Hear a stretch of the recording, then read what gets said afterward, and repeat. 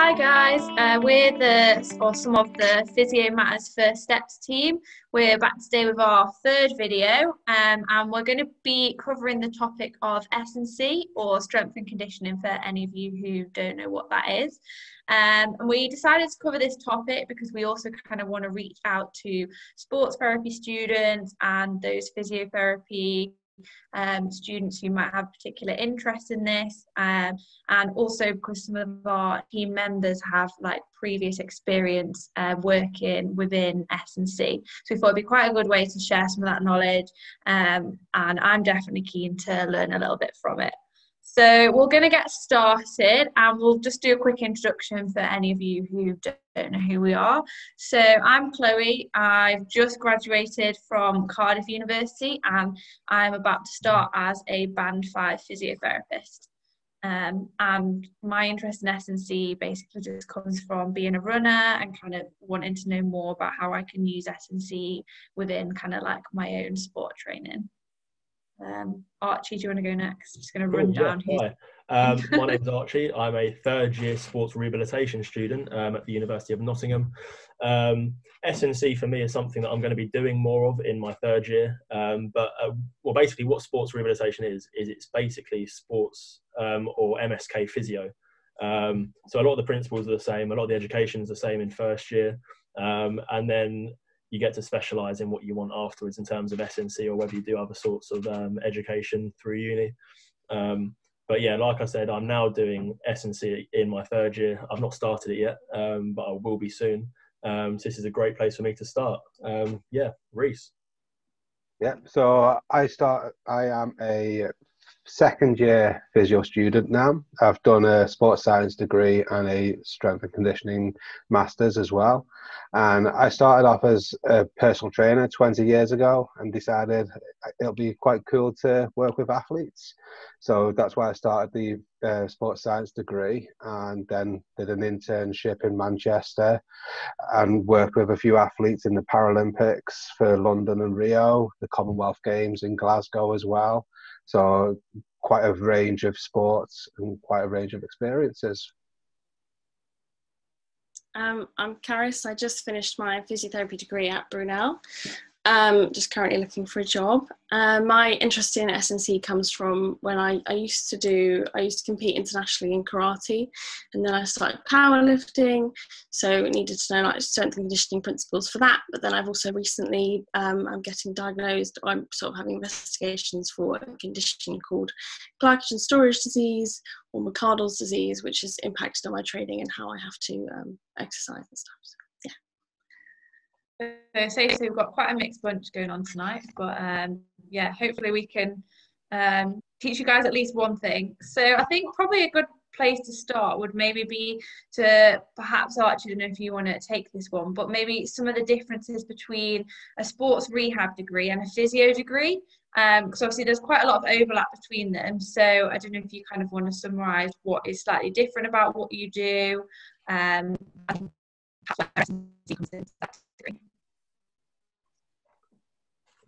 Cool. You cut out on the end, but I get the gist of the question. Fingers crossed, it was getting there. But no, basically, physiotherapy and sports rehabilitation at my uni specifically, University of Nottingham, is the whole of first year is identical. So your background knowledge in anatomy, injuries, etc., etc., etc., is all identical. Then in second year, physio students and sports rehab students break off. So physiotherapy students will go and do your neuro, your cardiorespiratory, etc., etc. Whilst we will then focus on doing early stage MSK injury rehab, late stage rehab, soft tissue therapy. What else do we do? A little bit of nutrition. Not that we can give any advice on it, but it's always good to have a basic understanding of it. And then again in third year, option modules are interlinked, so you can do physio based option modules, or you can just stick along the side of sports and do S&C and analysis of human movement and things like that. But yes, there's differences, similarities. The best way to describe it is sports rehab is basically just MSK physio for a sporting population. Yeah. I think it's really interesting as well, because a lot of people, when you say I'm studying physio, they think it's very much just the MSK side of it. And actually, you know, as a physio, we kind of do a broad overview of, you know, your MSK and neurorespiratory, and actually it's often the sports rehabilitators that are almost the experts in that. I was going to say, yeah, you've cut out again, but that's pretty much that's pretty much the reason I chose to do sports rehab rather than physio. So obviously you grow up, you see footballers, rugby players, blah, blah, blah. When they're down on a pitch, the physio, as they call it, can go over to them. But that physio can be a physio, a doctor, a sports scientist, anything under the umbrella of sports healthcare, really. But like I said, the thing that swayed me to sports rehab rather than physio was I have a strong feeling straight away that I didn't want to work within a hospital. And obviously hospital work is for some people, isn't for others, especially in today's world. You see the absolute strain on it. And me personally, I'd have no hope in even sort of managing that for a week, let alone months and months and months, and a multi-decade career, which is why I chose sports rehab. Yeah. It's quite interesting for me because obviously I've got a sports background with S&C and the personal training. When I went for a few interviews at some universities, some of them, as I was talking about my experiences, they were sort of looking at me with a glazed look, as if to say, and they actually said afterwards, when I started talking about my injuries with my shoulders and the dislocations I've had, they're like, their literal words were, "I'm glad you said that, because up until that point, I would have told you to do a sports therapy course instead of a physiotherapy course." A lot that is floating around there on Twitter that is probably, you know, up for debate. So, yeah, what is S&C? So for me, it's another level of personal training. So you've got your personal training, you've got your exercise principles in with that. But then on top of that, you've got your testing that a lot of S&C coaches will do rather than a personal trainer. So you're talking about like eccentric strength, power, force production, things like that, where you don't go into that any detail as a physio or as a personal trainer with those types of things. And that's the next level for me with S&C that it takes you to, looking at rate of force production, looking at eccentric strength, looking at Olympic lifts as well, so more technical exercises as well.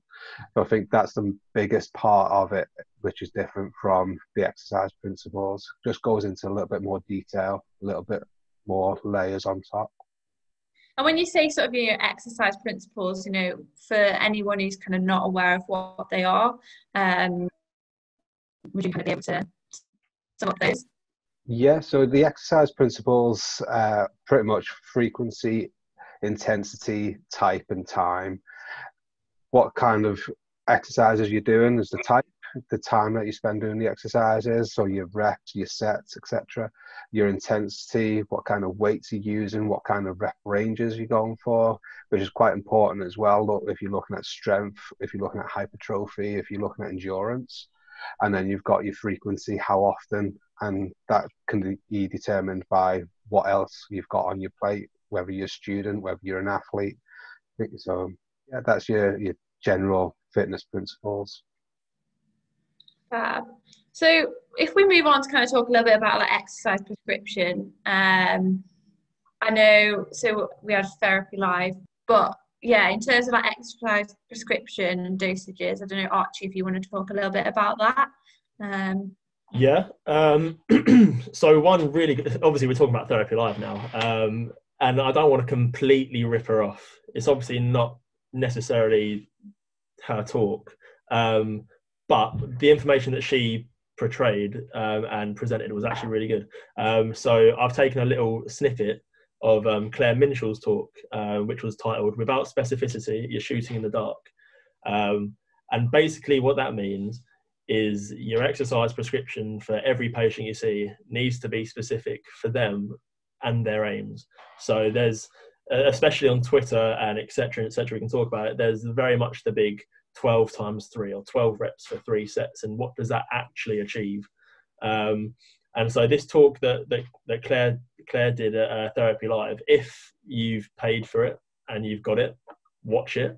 If you haven't, do and watch it, because it's possibly one of the best half-hour snippets of information to get a good understanding on why you need to be specific for each patient.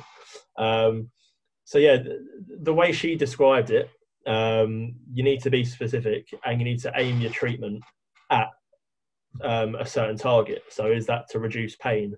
Is it to increase strength? Is it to improve your movement? And that needs to be prescribed in a very specific way. So again, the volume, the intensity, the frequency, and the time that Rhys just mentioned there, all can be altered and changed for each different individual.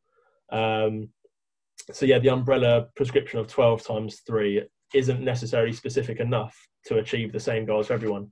And the example that she portrayed in her talk was given like a seated knee extension for a elderly woman, pro athlete, and just a young lad.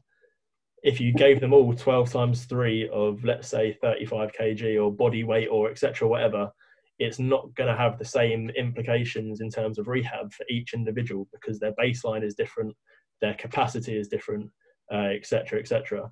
So yeah, and that's the key point really, is that the baseline is different. So everyone starts off at a different stage. Like I was saying, if you're an Olympic powerlifter, you can obviously do a lot more than just your body weight. Whereas if you're an elderly woman, getting out of a chair might be a struggle, and might be pushing you towards the extent of your strength capacity. So yeah, that's the basic underlying of it. And as Rhys will probably mention at some point as well, the 12 times 3 can be changed for each different target you're aiming for in terms of muscular training, whether that be strength, power, hypertrophy or endurance.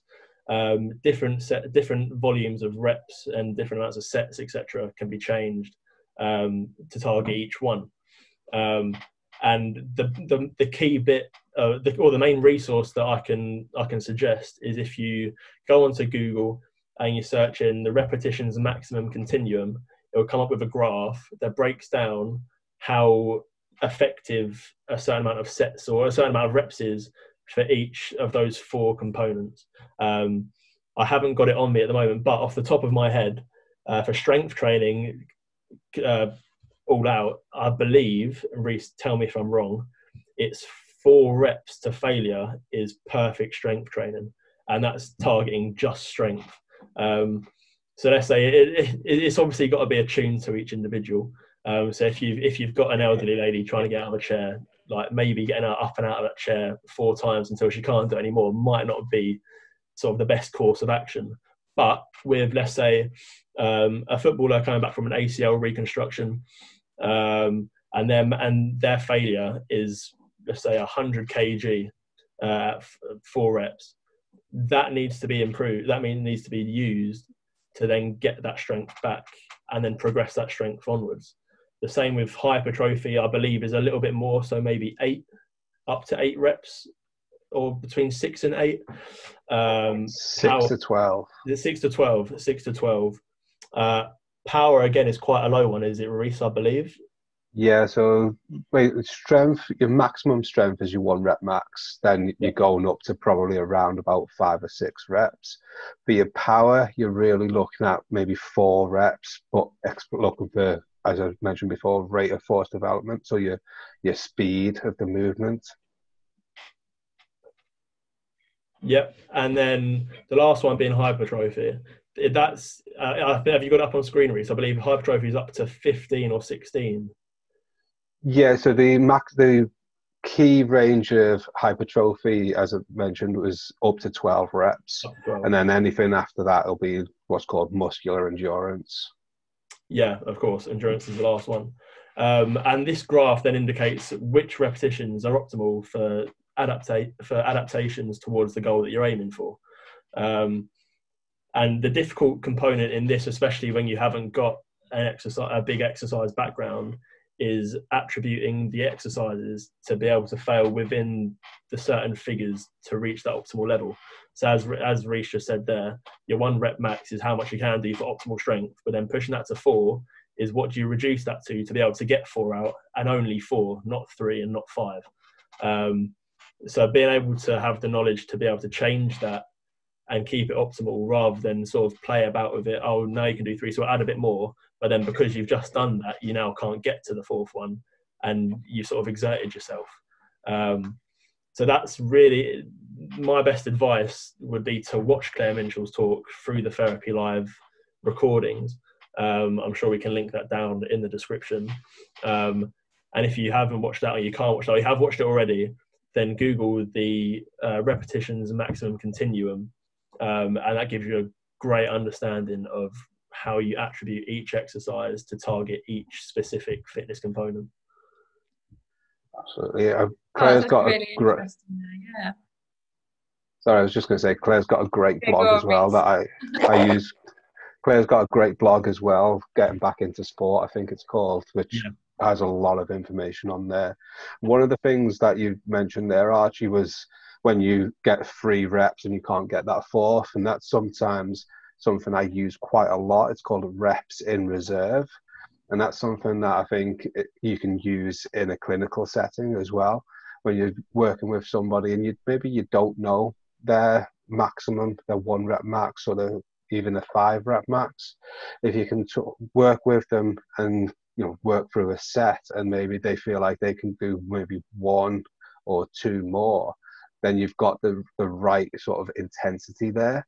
Whereas if they feel like they've just finished a set, and I get this a lot with women, not being gender different, but a lot of women, they finish their exercise, a set, and within about 20 seconds they want to go again. And the importance of the rest is really vital, because you want to recover your CP stores, your creatine phosphate stores. You want to recover your energy to be able to hit the same intensity again. So it might be for your maximum strength, your 3 to 4 reps, you might be looking at really, having 3 to 5 minutes rest in between those sets. And that's quite important. That could give you a long time to work on some maybe corrective exercises that are more traditional in physiotherapy, that aren't going to impact on the energy systems that you're going to use for your main exercises. Definitely using that reps in reserve is going to allow you to get that intensity spot on a lot quicker. That's really interesting that you say that, actually, because I've probably only been doing S&C for running for probably about just over a year now, so I'm still relatively new. But actually, I've definitely, when I'm trying to lift what I think is maximal for me, I probably only take maybe a minute, 2 at max between. So actually, that's probably indicating to me that I probably do 8 to 10 reps. And I'm guilty of not really knowing why I've picked 8 to 10 reps, just doing it. So I think I'm definitely going to go back and sort of think about, okay, can I actually lift a bit heavier, but for fewer reps, and take longer between? Because it is the strength side that I'm trying to kind of like increase for myself at the moment. So I thought it was interesting as well, kind of how, because I think a lot of the time people think S&C is just for elite sports people, but actually I think Archie kind of touched on it, that you can use those principles with anyone, so even if you're not working with elite athletes, you might have someone who's new to running. Actually, those S&C principles are just as important for them as they are for elite athlete. You're just applying them in a different way. I was on a webinar yesterday, in fact a Zoom meeting yesterday with the UKSCA, and they're looking at working with general population, like a wellness campaign they're doing now. So they are really focused on changing the image that they have of working with athletes and trying to work with general population as well. Yeah, and I think as well, so obviously me, Karis, and you, Rhys, are studying physio, and I know that we, on my degree, didn't touch on S&C that much. We probably had about 3 lectures and a couple of practicals to try and get our heads around it. So if we were to kind of talk about how, as the physio profession, we could perhaps look to incorporate S&C into the degree more, how do you guys think that could be done? I mean, from my point of view, I think it's really difficult. as Archie mentioned at the beginning, the degree of physio, and you mentioned it as well, Chloe, that we've got the neuro, the MSK, the cardio. So there's a lot to fit in, and essentially it's 18 months and then you go into placements. So from my perspective, I think it is really difficult. There are maybe a few tweaks here and there where they can take stuff out of the course that really are quite old school and not supported in science. But then that's really only one or two things. So for me, if you're looking at going down into sport or S&C, it might need to be a master's degree, or it might need to be something external to a degree where you're doing a UK SCA accreditation. Yeah. What about your... I know the Physio Matters team kind of put a tweet out about what sort of things are controversial within physio education. And a lot of people came back and sort of said about electrotherapy and stuff. Just throwing it out there as kind of a bit of a curveball question for all of you guys. But do you think that S&C, like that would be better to spend more time on those principles versus the amount of time we spend on electrotherapy? I was going to say, I'm sure Rhys is definitely going to say yes. But from obviously as being a student, a third year student still, I am being mixed in with physio in first year. A lot of my friends are first year students, physio students. And so a couple of them now have only just gone on to their first MSK placement. And that can be because of coronavirus, whether it's just timetabled that way. And they're focused so much on getting your subjective and your objective perfect that when it comes to, all right, well, now let's give them a treatment, they've got absolutely no knowledge of any exercises to give, how much to give of it, etc., etc. And so I've had a couple of conversations with them, and they're like, well, what do I do? What do I say?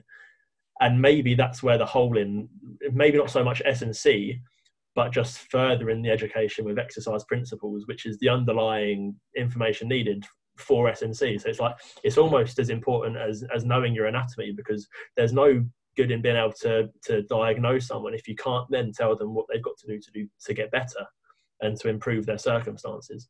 So for me,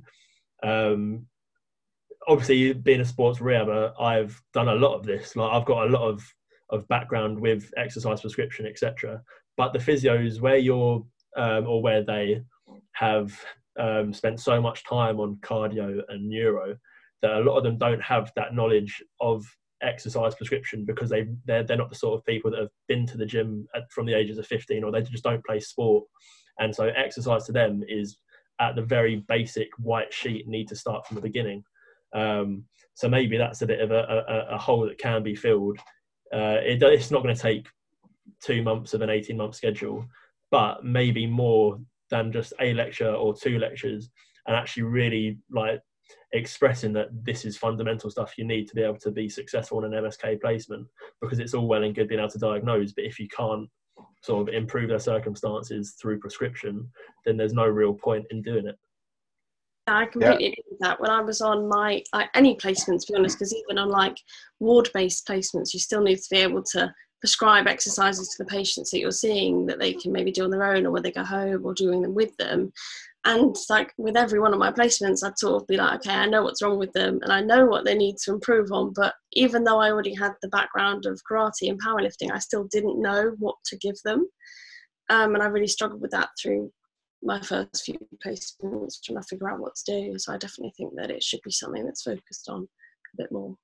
Yeah, I think if there's a couple of things there, like Archie mentioned, like it's as important as anatomy. Well, if you think about anatomy and muscles and origins, insertions, then there's almost a sort of baseline of where exercise should go from there. Because if you think of like the bicep muscle, for example, really simple muscle origin insertion from the humerus to the forearm. The muscle attachments sort of determine the muscle movement as well.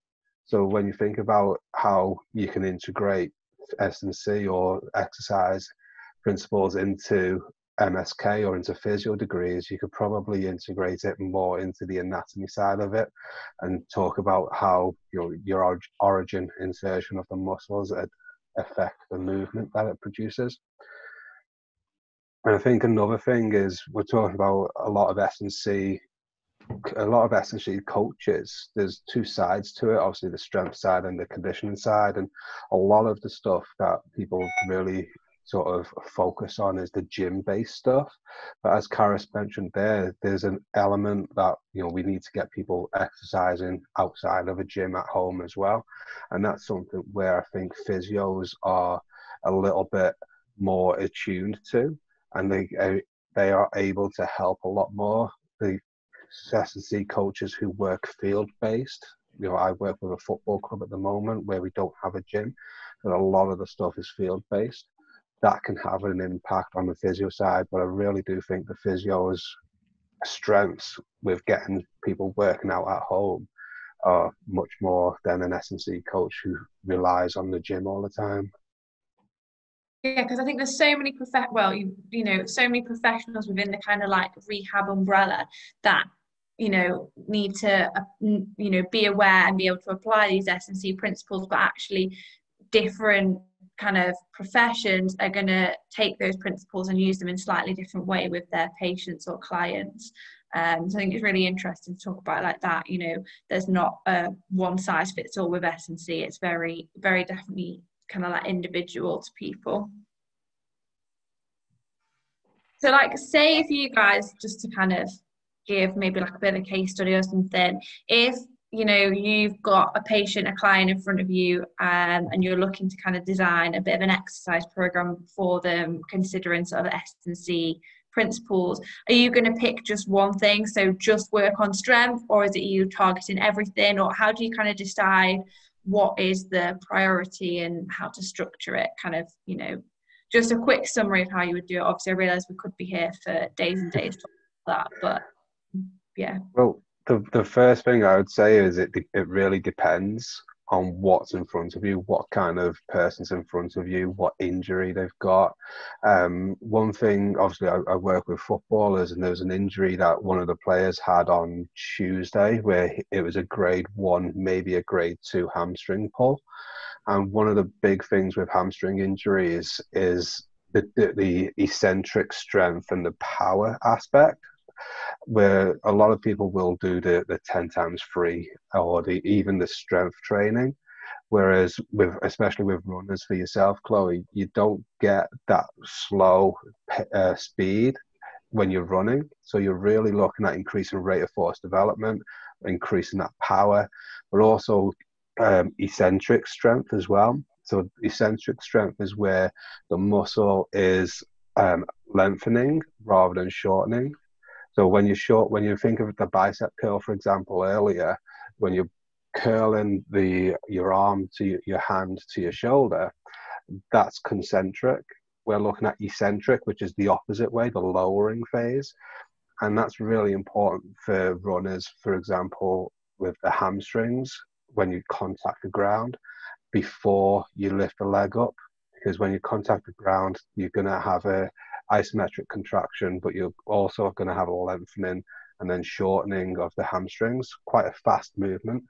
So for somebody like yourself, Chloe, who runs, you're looking at more specific stuff for yourself. It's going to be rate of force development, so power, and maybe some eccentrics as well, which is going to probably elicit some DOMs a lot more than concentrics as well. So you'll feel it a lot more, but it's going to be such a huge benefit. Anything to add, Archie? Yeah, I was going to say, like I've said the whole time, it's very specific to each individual that you do see.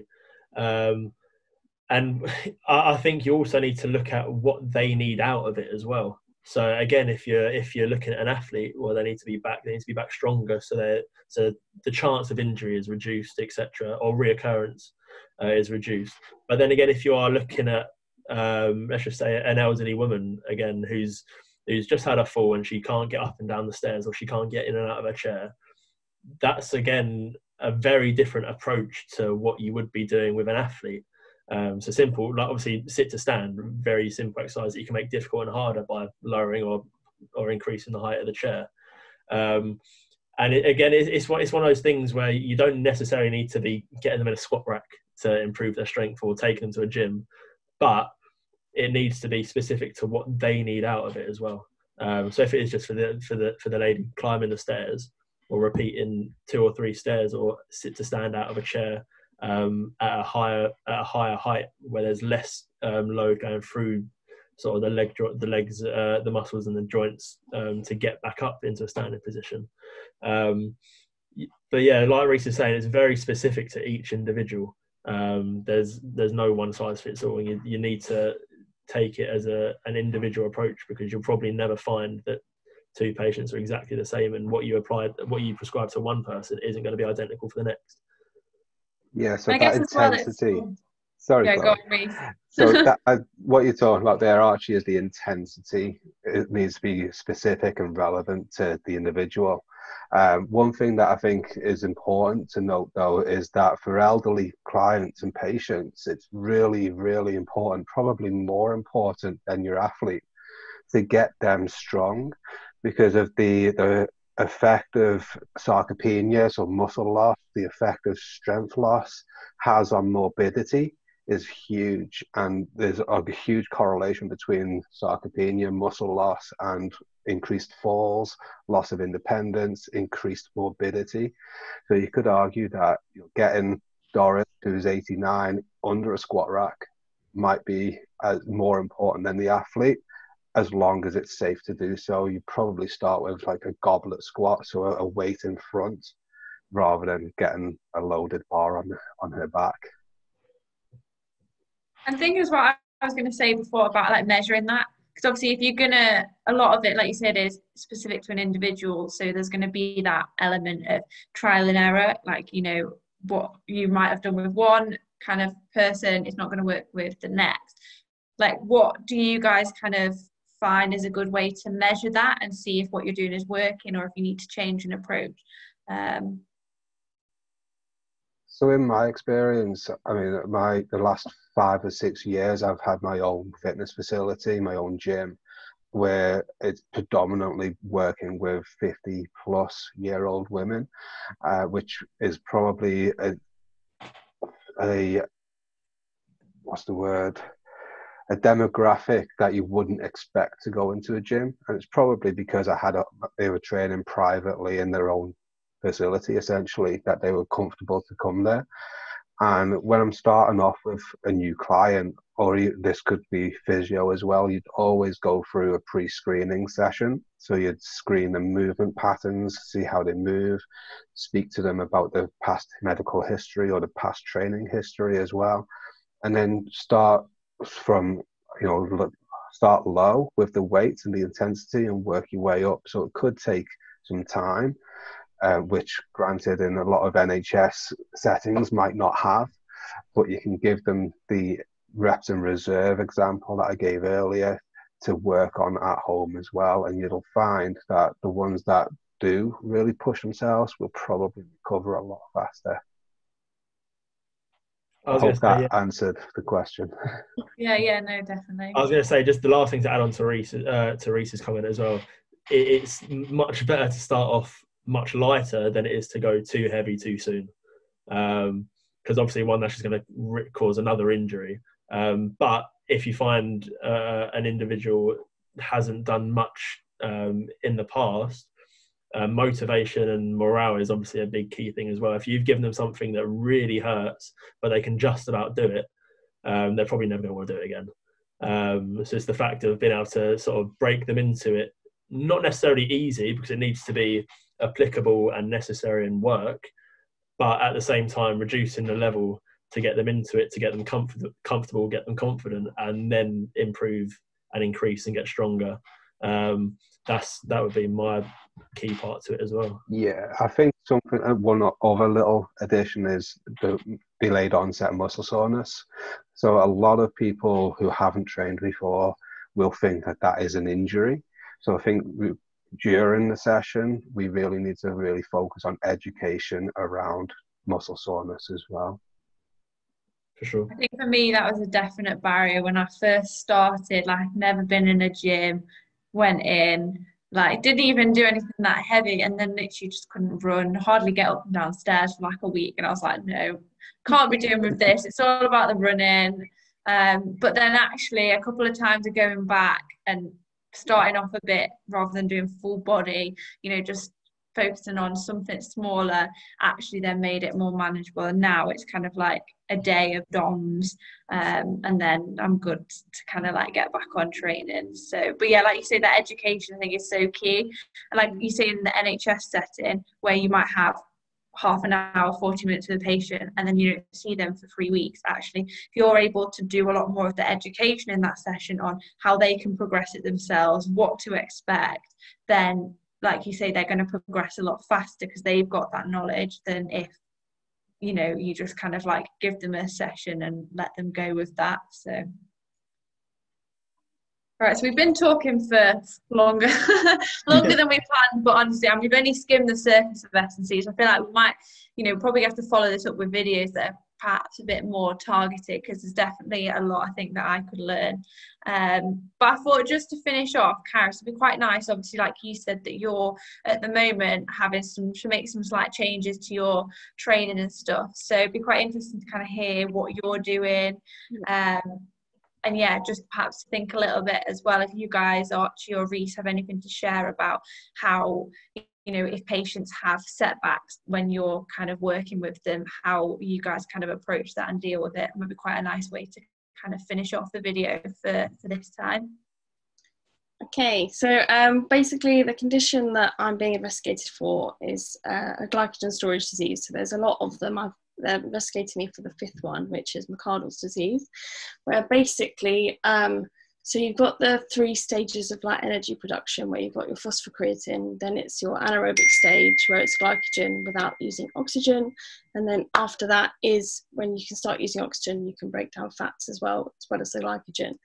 The condition is basically where you don't have the enzyme that can break down the glycogen. So in that stage, from the 6 seconds of using a phosphocreatine to the 10 minutes, after 10 minutes when you can start using fat, you effectively can't properly produce energy. So it's a rare condition that affects 1 in 100,000 people, but they actually think that it affects more people. It's just that doctors and medical people don't know about it, so they don't diagnose it.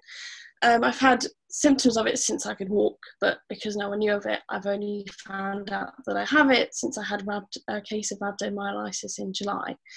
And so basically, where I have to be quite careful in my training is, because normally I do powerlifting, and I can't, if I do a set that lasts longer than that 6 seconds of phosphocreatine time, I could get muscle breakdown and go into rhabdomyolysis again. It's obviously much more detailed than that. I'm sort of just doing a brief overview of it. So when I'm doing my sets and reps, if I'm doing quite low weights, so warm-up sets of about 20 kg, 40 kg, I can do more because they're lower intensity. But when I get to the higher weights, I have to do my sets of about 1 or 2 reps, because otherwise what happens is I get quite severe muscle cramps, and that can then lead to the rhabdomyolysis again.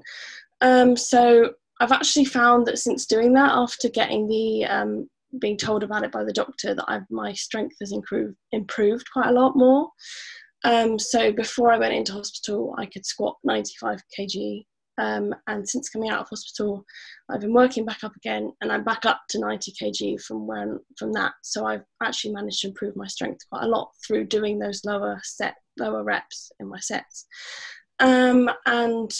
And the other things that I've been told that I'm not allowed to do is that I can't do isometric contractions, because they can increase your risk of getting rhabdomyolysis, and also stretches. So normally what we've been told as physios is that you want to aim to build up a stretch to hold it for about 60 seconds. Whereas if I hold a stretch for over 20 seconds, it can cause muscle breakdown. So my stretches are normally, I do them about 2 lots of 20 seconds, taking about 3 minutes rest in between. Because I think, like Rhys was saying beforehand, when he was talking about people who are training and they don't take enough time in between sets, for me, that's even more relevant, because I'm almost completely reliant within strength training on my phosphocreatine stores.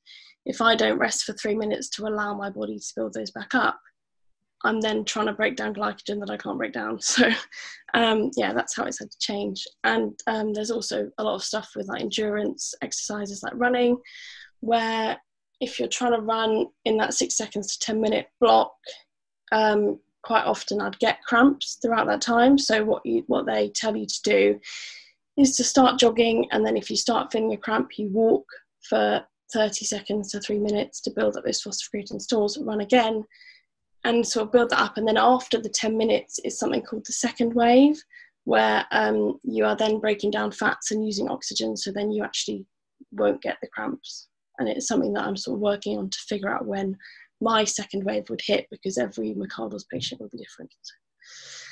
Yeah, I don't know everything there is to know about McArdle's disease. I'm only just figuring out myself, but I can include some like links in the description of some information about it, because it's quite an unknown disease that if I hadn't heard of it myself, if I had a patient that came in with it, I would have had no idea what to do with them. So I think it's quite interesting as physios to have that kind of background knowledge in case we get patients coming in with it.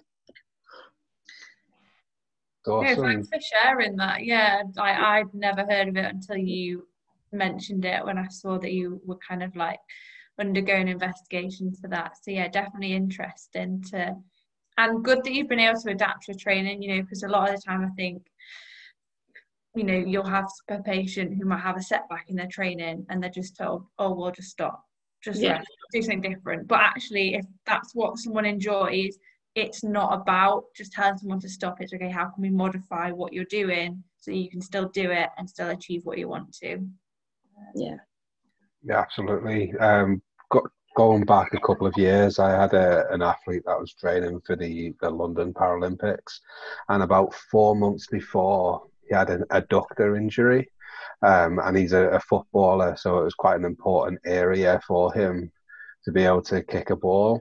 And we weren't able to do much in the gym, but we were able to adapt and do a lot more pool stuff. So like Karis, you know, says, adapting is the key, really.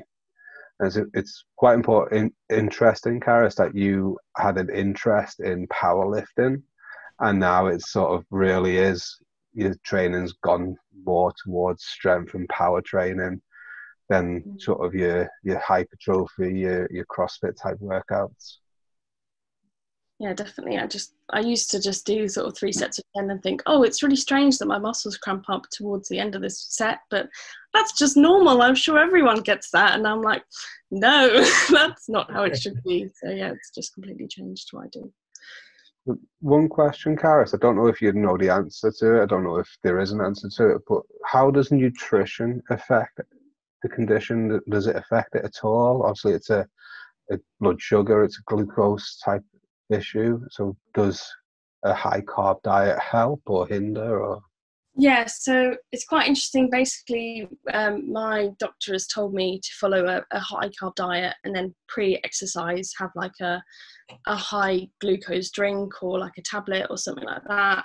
But there's actually quite a lot of research being done at the moment into whether a ketogenic diet would actually be better, because they're saying if you can't break down glycogen, if you don't have the enzyme to break down glycogen, why would you eat a high carb diet? Because then you're not able to use those high carbs that you're taking in. And they do say that if you have McArdle's disease, you actually go into ketogenesis in 2 to 3 days, whereas a normal person would take up to 2 weeks to go in if they were following a ketogenic diet.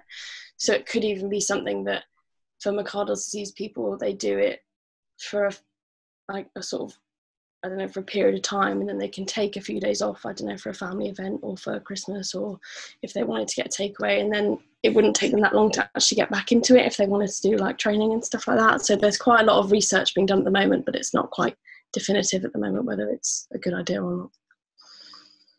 Have you tried like mixing them around at all, or?